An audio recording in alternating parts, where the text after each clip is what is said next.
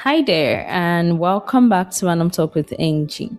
Today, I want to talk about something that sounds simple but is actually very difficult for many of us. I want to talk about how we speak to ourselves, not in public, not when we're doing well, but in private. When we mess up, fall short, get tired, or don't recognize who we're becoming. This episode is about radical self compassion.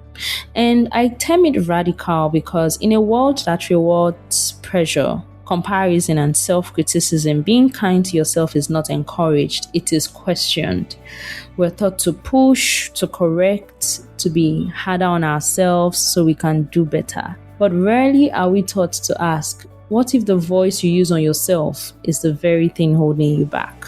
None of us are born harsh with ourselves. We learn it. We absorb it from the way mistakes were corrected, the tone used when we disappointed others, the praise we received only when we performed well. And over time, we internalize a voice that sounds like, you should have known better. Why can't you just get it right? Why do you mess things up always? Others are doing more. What's wrong with you? Why are you acting like you don't want to be a reasonable human being? Why are you acting so unreasonable? And because that voice has been around for so long, we assume it's helpful. So we tell ourselves, I'm just being realistic. I'm just pushing myself. But let me ask you this gently. Would you speak to someone you love that way? If not, then why is it acceptable when the person is you? Why would you speak to someone with so much love and care, but when it comes to you, you speak to yourself with so much anger, frustration, irritation, disgust, and what have you? Now, imagine a close friend comes to you. They tell you they are tired, that they are confused, that they feel behind, that they made a mistake. You don't immediately attack them. You don't say, you are always messing up. Now, so they do. You should be ashamed. Everyone else has it figured out but you. What do you typically do? You listen. You soften. You reassure.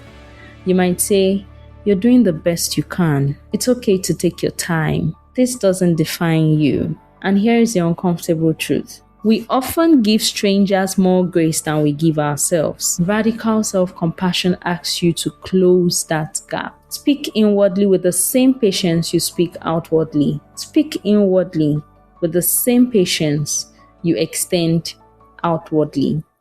For many people, self-compassion just feels wrong. It feels like laziness. It feels like excuse making. It feels like lowering standards. Because we've been taught that harshness equals discipline.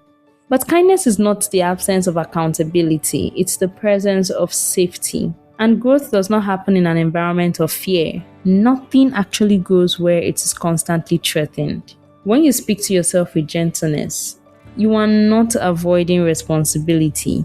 You are creating the emotional stability required to face it.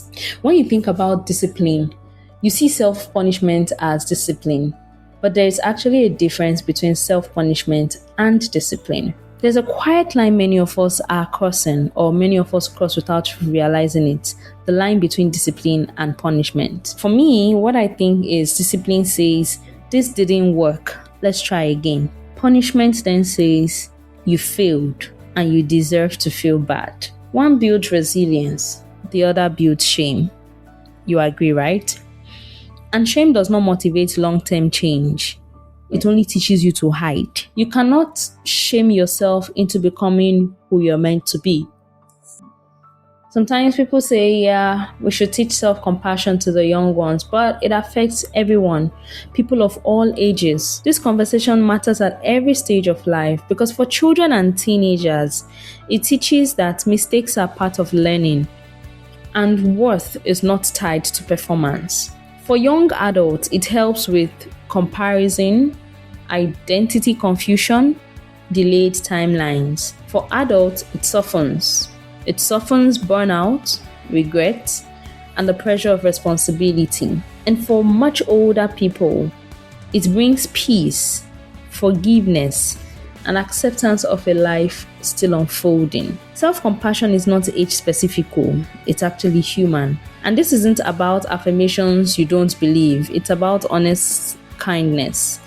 This isn't about going to stand for the mirror and say, I am tall, I am pretty. Anywhere I walk, head will roll. We're not talking about that one. We're talking about honest kindness. So instead of, I am terrible at this, you can try saying, I am learning. Instead of, I always mess things up, try saying, this didn't go as planned and I can still move forward. Instead of, I should be further by now, try, I am on my own timeline. Because the goal is not positivity, the goal is fairness. Speak to yourself like someone worth understanding, not correcting constantly. Being compassionate with yourself goes against many systems we live in. Systems that profit from insecurity, exhaustion, comparison. Choosing kindness is an act of resistance. It says, I refuse to build my life on self-contempt. I choose sustainability over self-destruction.